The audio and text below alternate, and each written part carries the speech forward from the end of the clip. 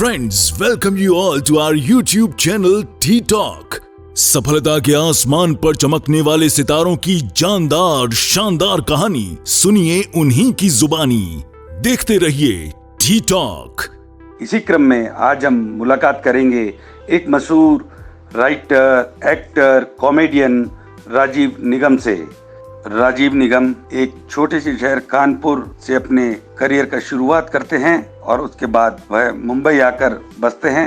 वह एक मशहूर राइटर हैं, साथ में ही एक मशहूर कॉमेडियन और एक्टर भी हैं। उन्होंने अपना करियर की शुरुआत थिएटर से की थी। मेरे बहुत प्यारे दोस्त हैं राजीव, इनको बहुत करीब से मैंने देखा है, जाना है, पहचाना है।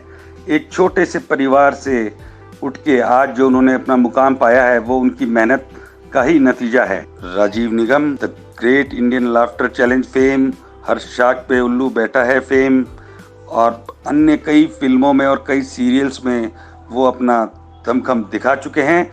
राजीव भाई, आप कानपुर से आपने अपने करियर की शुरुआत की, एक छोटे से शहर से, और आप अब माया नगरी मुंबई में आकर बसे हुए हैं।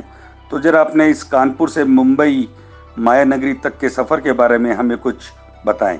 तो आइए हम मिलते हैं राजीव निगम से। नमस्कार, आप सभी का स्वागत है।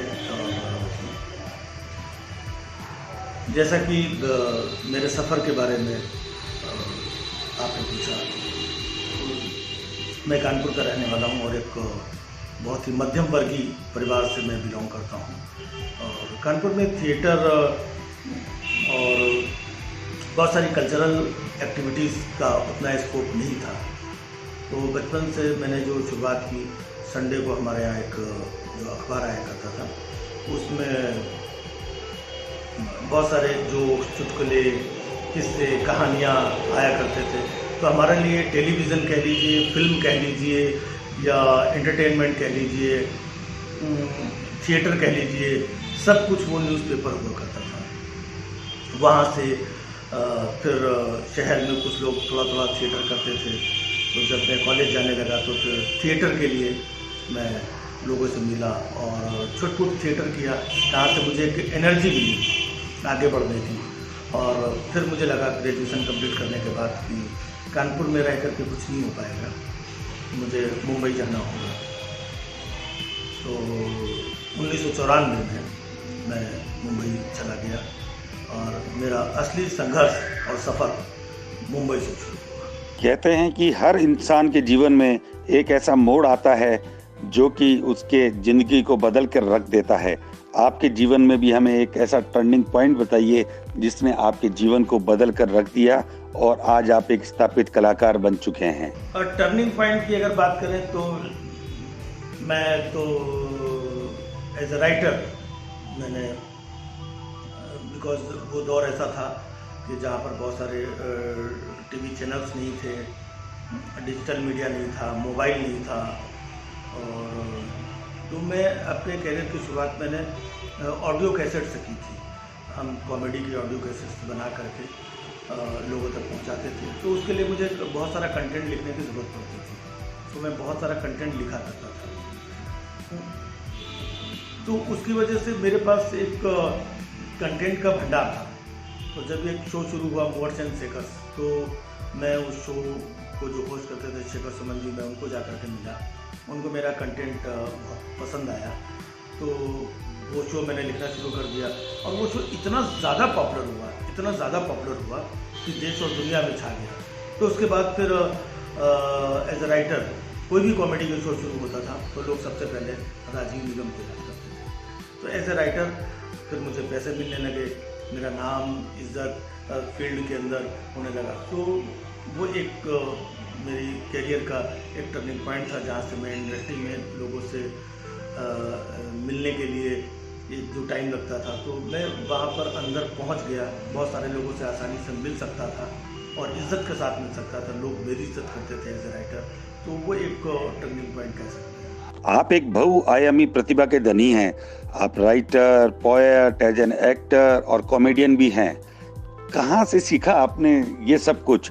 एक ही इंसान में इतनी सारी चीज़ें होना, और जब आप अपना प्रोफेशनल रोल निभाते हैं इन चारों अलग अलग विद्याओं में, तो अपने आप को कैसे मैनेज करते हैं? मल्टी टैलेंट की बात है तो मैंने बताया कि मैंने अपने करियर की शुरुआत ऑडियो कैसेट से की थी। तो ऑडियो कैसेट में तो वॉइस का काम होता है और एज ए आर्टिस्ट मुझे अपने कंटेंट को जनरेट करना पड़ता था।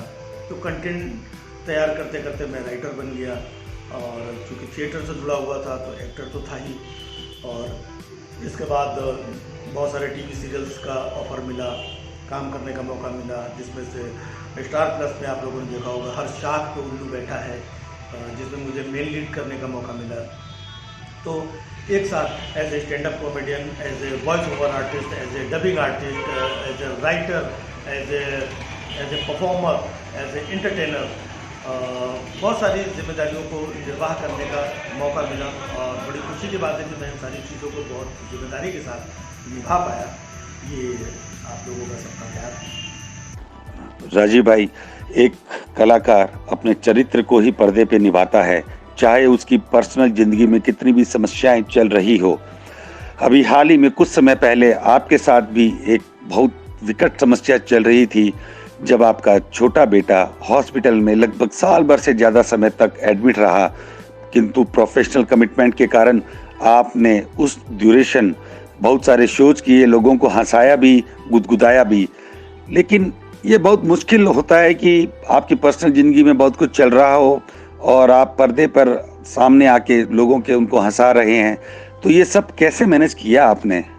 देखिए, कहते हैं कि दुख और सुख ज़िंदगी के दो पहलू हैं, लेकिन जब एक कलाकार उसकी ज़िंदगी में जब कोई एक दुख या तकलीफ आती है, लेकिन एक कलाकार होने के नाते चूँकि वो कई बार ऐसे जीवन पर्दे पर थिएटर पे जी चुका होता है कि किस तरीके से अपने दुख को अपने अंदर समेट के हमें लोगों को हंसाना पड़ता है, एंटरटेन करना पड़ता है, वो हमारी पहली ज़रूरत होती है।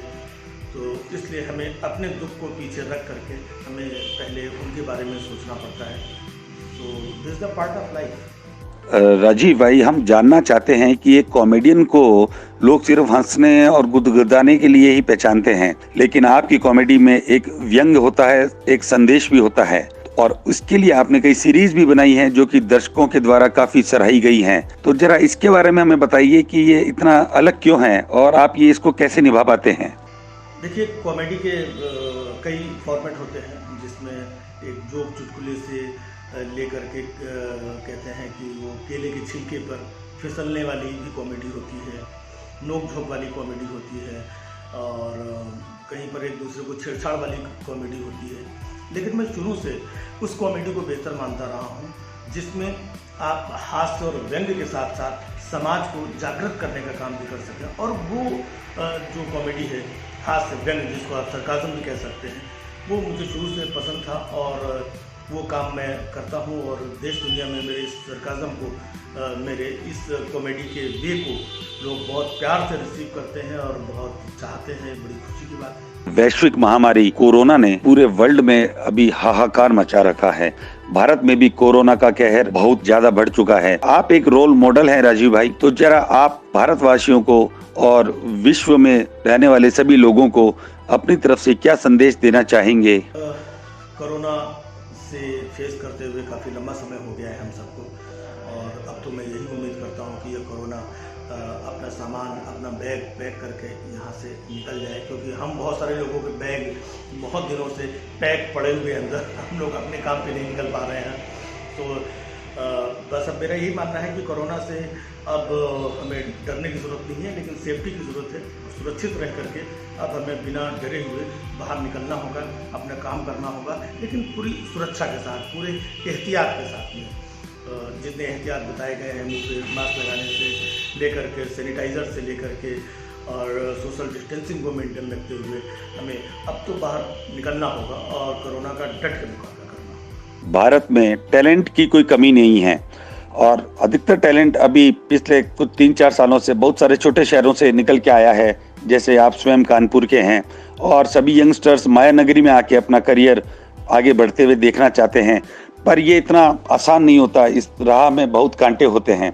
तो उन यंगस्टर के लिए आपके द्वारा क्या मैसेज या क्या संदेश है जिससे कि उनको मोटिवेशन मिले और उनको गाइडेंस मिले? आने वाली बहुत सारे जो कलाकार हैं, आज की जो पीढ़ी है वो बहुत जागरूक पीढ़ी है और बहुत एडवेंचर वाली पीढ़ी है। आज से पहले जब लोग इस फील्ड में आया करते थे तो उतनी तैयारी के साथ नहीं आते थे। आज का युवा बहुत तैयारी के साथ आता है। तो बस मेरा लोगों को यही कहना है कि हिम्मत, हौसला, ऊर्जा ये बनाए रखें और अपने अध्ययन को बनाए रखें, समाज से जुड़े रहें और लगातार ऑब्जर्वेशन को जागरूक रखें। यही हमें आगे लेकर जाएगा और यही हमें मजबूत बनाता है। So best of luck.